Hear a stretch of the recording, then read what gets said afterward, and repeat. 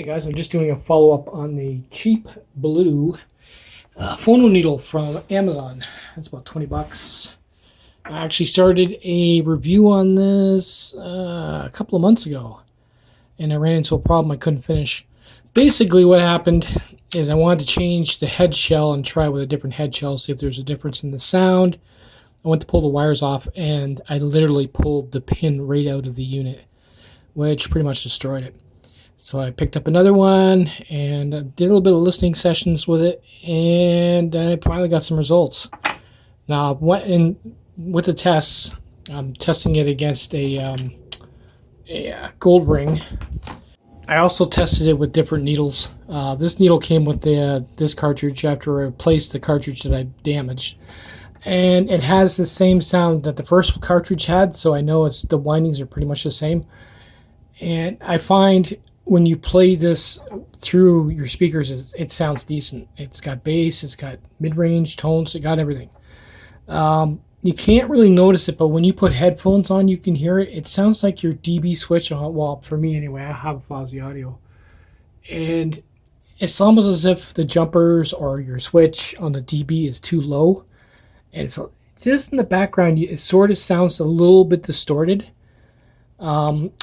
It sort of sounds like when you set the weight back too far and it's too light on the album and it's just barely touching it. That's what it sounds like.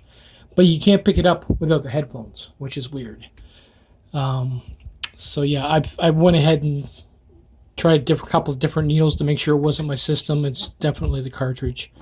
I would say they probably don't put much attention together when they do the windings inside for each channel. Even if you were to put a few more winds on one post than the other one, it's going to show up in the sound.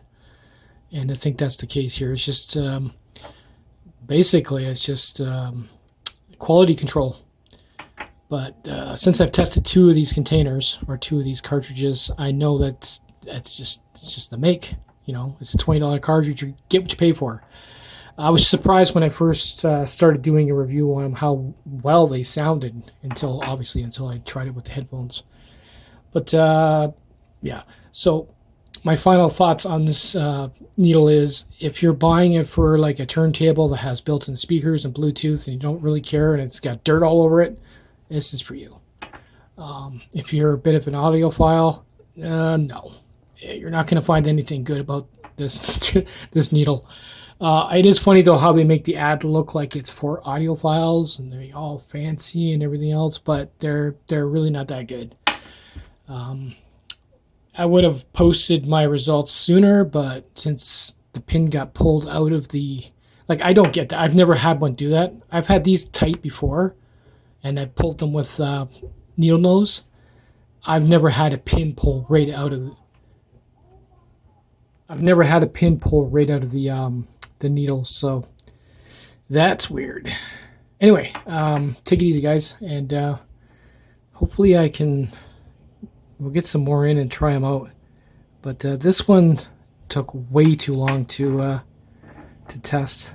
I probably won't do that again because now I'm out of 40 bucks. But I had to make sure I had a decent review. So hopefully you can get something out of that, and hopefully this video finds you and you can avoid buying that. But yeah, like I said, a little bit distorted.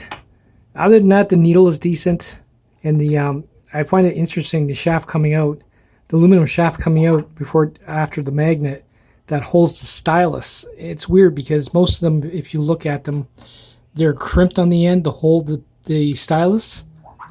This one is basically just a post with the stylus sunk in a hole, which I was a little bit leery about it skating across the record, but it actually works out. What I'll do is I'll do a snippet at the end of this video and have a track played by the gold ring and a track played by this, and you'll be able to hear it. Later, guys.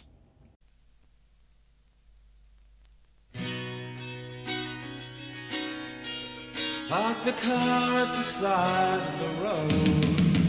You should know time's tide will smother you.